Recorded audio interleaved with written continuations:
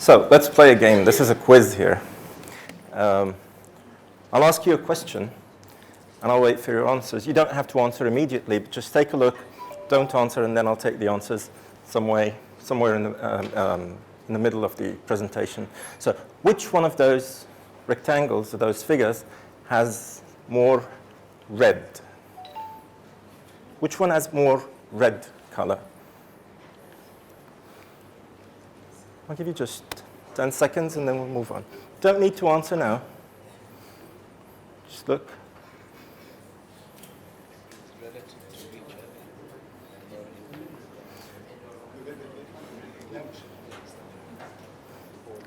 So, I'll be talking to you about our donors. Are they heroes or victims? And that's an interesting question because the recipient views the donor as, of course, a hero. They give them life. So, of course, bi'idhnillah subhanahu wa ta'ala.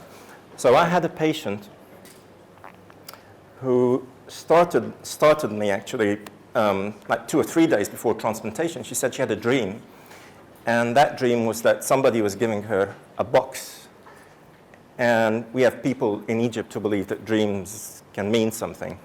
So she kept on asking people who can interpret dreams, and they told her that giving her a box means that she's going to have a life. And that's how recipients look at transplantation, a life. So this is the reward, but then everything has a risk. And although there is some risk to the recipient, there's also probably some risk to the donor as well. And even though our donors are very brave, courageous people who come in to help other people who have problems, they still have risks, and they're worried about that. And it is not against bravery or courage to be afraid, because not being afraid is just being reckless.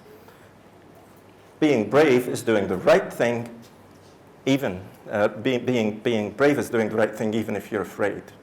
So there's a lot of philosophy in this. It's not just about science. This presentation will be half philosophy, half science. And the problem is, what is the right thing? Should they donate or not? And usually the donors will come into your clinic with the recipient, alone, with other family members, and start asking you about the risks and whether they should go on or not. And that's a very difficult question. And the kind of thing I always tell my patients is, I give them this analogy of, let's say you're on a highway at night, the cars are speeding, the highway is not lit, and cars can't really see what's going on in front of them. And you have a kid in the back seat playing with a pencil. The pencil flies out of the window, and then the kid starts crying, "Please, Dad, stop. Bring my pencil." Are you going to get it? You just move on.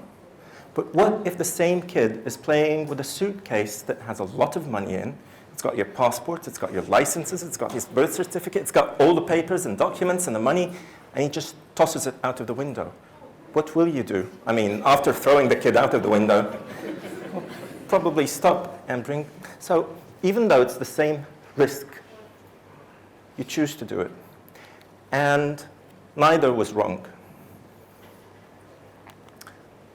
So going back to the science, when a patient asks you about the risks, that's what we tell them. We tell them about the surgical risks. We tell them that the mortality is about 0.03%, which is quite acceptable, and we consider the perioperative risks, even though they're there, but they're quite acceptable risks. Most donors will not really stop here.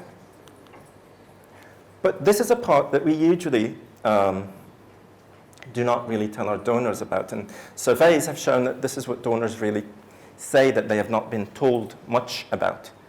So they tell us, they would say that the doctors talk to us about the immediate operative risks or the risks after 10 years, but they never told us that we'll have to stay at home and miss our work for like a month, we'll have some pain, we'll have some hematuria.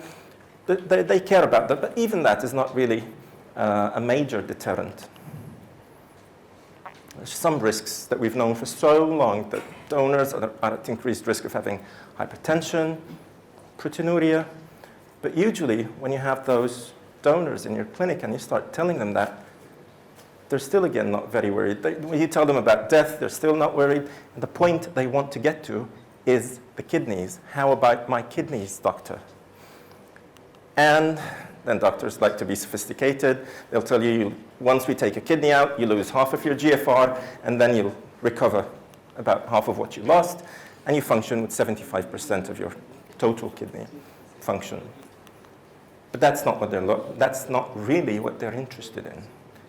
They're interested in a very specific question.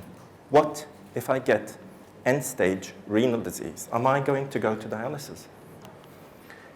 And what we used to do was like take a deep breath, lots of confidence, and tell them, definitely no.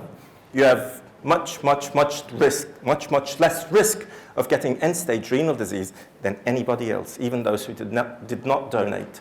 I don't know how we believed that, but there was lots of evidence actually to support this, that there was no risk or even less risk. But then this has changed over the time. We are starting to get more and more evidence that there is some risk of developing end-stage renal disease in our kidney donors.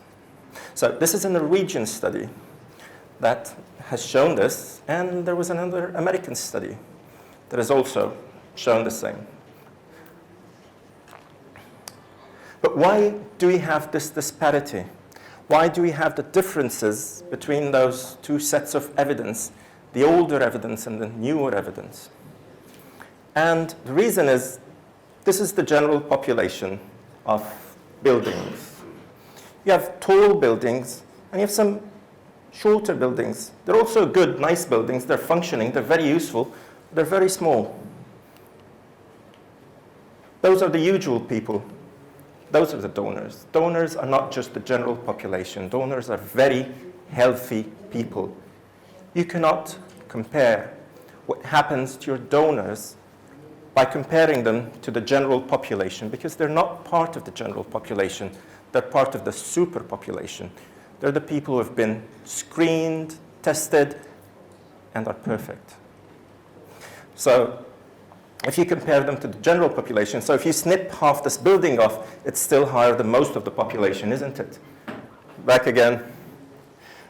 So those are the normal, that's the normal population, that's most of us, and those are the recipients, those are the donors. If you take off half that building, it still is better, higher, bigger than the rest of the population. And this is what donors are about. So what I'm trying to say is that the older research, the older papers were actually comparing donors after donation to the general population. And the more recent papers that I showed you, the one from Norway, the one from Segev's group in the States, was comparing donors to very healthy people in the general population who did not donate.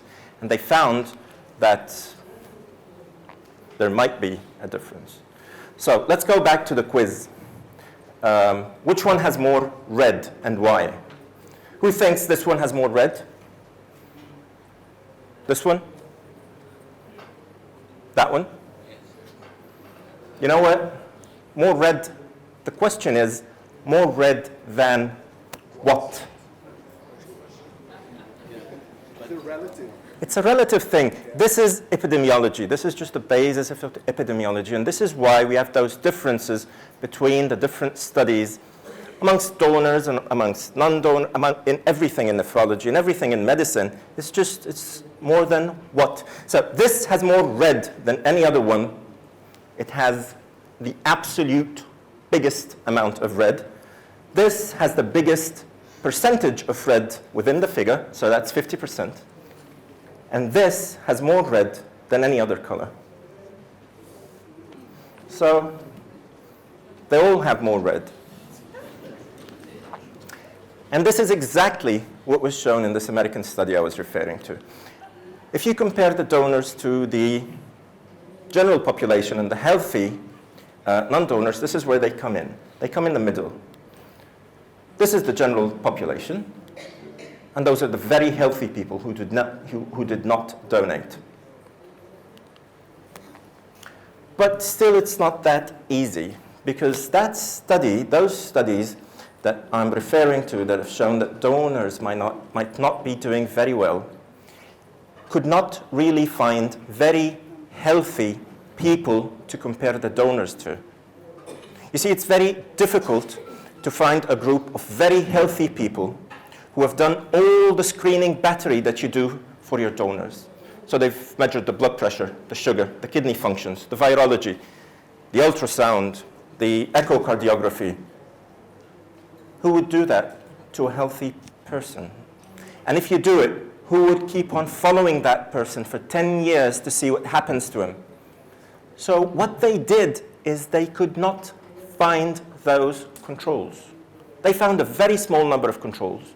And what they did was to match those controls and use some of those controls more than one time. This is statistically plausible, this is statistically valid and acceptable, but at the end of it, some of those, at the bottom line, is some of those non-donors, some of those controls were used as a control more than 20 times. So he was used as a control times 20. Some other controls were used only once. So if one of those controls by chance gets end-stage renal disease, they multiply the risk in the control group by 20. And if you look at the absolute figures at the end, only 0.1% of the donors actually, in the real absolute numbers, nothing relative, no statistics, just the basic, 0.1% of the donors developed end-stage renal disease, and 0.2% of the non-donors developed end-stage renal disease. So we're not really sure. And the next thing is, when you compare those donors to each other, in that study, in that American study, most of the end-stage renal disease actually happened in the biologically related donors. In the Norwegian study, it was the same. They had 9 cases of end-stage renal disease in that Norwegian study, all of them in related donors, all the 9 cases of end-stage renal disease, none in the unrelated, and 7 out of those 9 were caused by immunological diseases that we know are more common in relatives. So we're not really sure what's going on, but what I'm trying to get to here is now we should start comparing donors now to other donors as well. So which donor should I pick? The one with hypertension, the one without hypertension, the tall one, the short one, the male, the female, the old, the young. You should start comparing donors to donors, not just donors to healthy population. So there are epidemiological risk factors that put the donors at risk, like race, for example. So we're quite sure it's almost unanimous that, unfortunately, the black population are at higher risk after donation because they probably have a lower nephron mass. But let me remind you that most of this data comes from the United States, where most of the black population is from West Africa. So I don't know if this applies to East Africa as well or not, but at least the risk is there. So now you're smiling. Okay. And of course, gender. And the basic health characteristics, the basic GFR, and the basic proteinuria before donation. So this is not from a donor population, this figure I'm showing you. This is just shows you the risk of developing end-stage renal disease in the general population.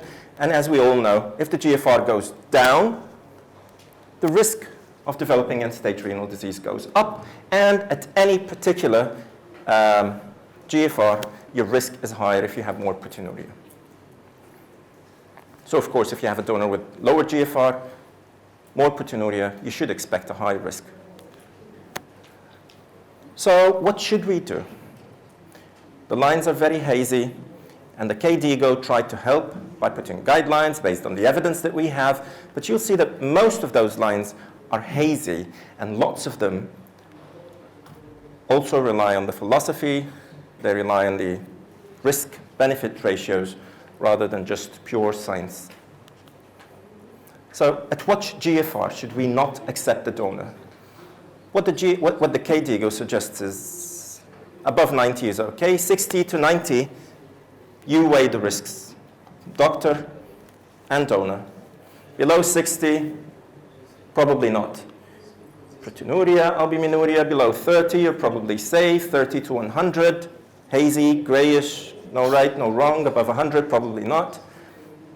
Same about hypertension. If you have hypertension, if you have no hypertension, this is good. If you have hypertension that's easily controlled, well controlled, no end organ damage, and easily controlled with 1 or 2 drugs, you go on. But usually, in many instances, after talking for like an hour, you get this question: am I going to be able to get pregnant? And the answer is yes.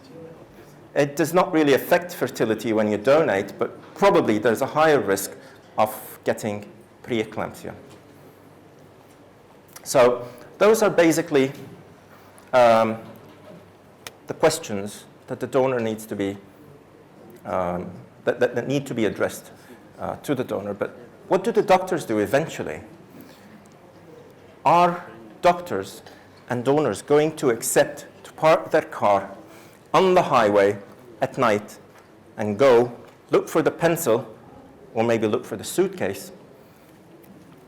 This is a very interesting study from the ANSDATA, which is the registry of Australia and New Zealand. And they looked at the donors that were used over the preceding 8 or 9 years before the study, and they found that 26% of the donors actually were accepted with a relative contraindication based on the Australian guidelines, based on the CARI guidelines, which is the guidelines that they use in Australia and New Zealand. So doctors and donors crossed this relative contraindication line in 26.25% of the donors. 9% had absolute contraindications, including diabetes mellitus, hypertension. And those lines were crossed, as you would expect, more with the older patients, because you don't expect them to live long, which is ugly, but and with parents, because parents are ready to park their car and go look for that pencil. So let's see what you would do, what you guys would do, what kind of risk-taking you're ready to do with your donors, really, in those 3 examples. So let's say you have a 25-year-old male willing to give his 65-year-old father. His creatinine is 1.3 and he has albuminuria 80 milligrams per day. Just a show of hands, who would accept this or advocate this as a donor? How many would say yes? No? So, okay. What about this? 25-year-old male, same guy. But this time he's going to give his newlywed sister. She just got married. She got pregnant. End-stage renal disease. She's 19. And his creatinine is 1.3 and he's got proteinuria 80 milligrams. Who's willing to say yes? No? Okay, what about this? Now it's the grandfather who wants to donate now. He's 55 years old. He's giving his grandchild, who's 15 years old, creatinine 1.3, proteinuria 30 milligrams. Who says yes? Yes. Yes. Who has a lower GFR, this man or that man? At a creatinine of 1.3. This man has a lower, but you all accept it. This man has a lower GFR. This one. اللي عنده 55 سنة على كرياتينين 1.3 ولا 25؟ 25 هو الأقل. Lower GFR. Relative to his age. By the MDR, by doing a creatinine clearance by formal urine collection or using any of the equations, who would have a lower GFR? The older guy or the younger guy? The older guy, but you all accepted him because you think he should just go die and let the young one. It's true. I'm very sorry to say that, but that's true.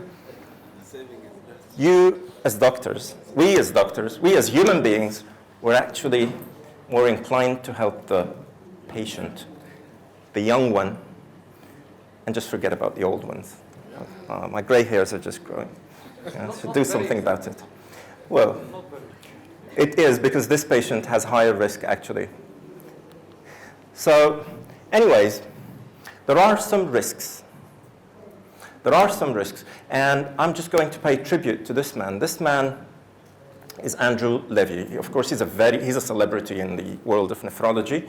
Some of the studies that I've shown you during the presentation about the risks of end-stage renal disease, etc., were actually authored by this man. He's one of the pioneers in studying chronic kidney disease and the risks of progression to end-stage renal disease. And I remember I was at the American Transplant Society meeting. I think it was in San Francisco, I'm not sure, perhaps. And they showed those studies, the Norwegian study and the American study, and I was getting to that conclusion that I'm going to go back home and I'm going to close the program at our hospital. We're not going to expose people to risk. And that guy came up after presenting the studies, and he said, my name is Andrew Levy. Of course, everybody knows who he is because he's a celebrity, he's a nephrology celebrity. He said, I'm the man who helped develop all the formulas that you know for estimating GFR. I'm the man who authored most of the big studies that you know about the risk of progression to end-stage renal disease. And I met my wife when I was a medical student. They fell in love, they got married, they had kids. She was a very famous neurologist as well. And she developed end-stage renal disease 15 years before. She had polycystic kidney disease. She didn't have any other donors and kids and siblings because they also had the disease. And he said, in those days, we thought that donation was perfectly safe, and that would probably reduce my risk of developing end-stage kidney disease. So I donated in an exchange program, and she got the kidneys. But nowadays, 15 years later, or 10 years later, I know that I'm a chronic kidney disease because I donated. And I know that I'm at a higher risk of developing end-stage renal disease at this age. And if the days go back, I will still donate the kidney to my wife because I couldn't leave her go to dialysis. So our job is not to tell people what to do. Our job is not to judge. Our job is just to show people the way, through the evidence, through the science, through some of the experience that we have, and you just lead people and sit down, because doctors sometimes think they're responsible for people, which is not true. People, even if you think it's a risk, people like taking risks for so many reasons. Some people take risks because they like the hero figure. They like helping other people. They just do it. That guy could have been a banker, but he likes just doing what he's doing. Some people do it for a living. And some people do it because they're crazy. It's not your job to intervene here. You only intervene when somebody's doing this. Thank you very much.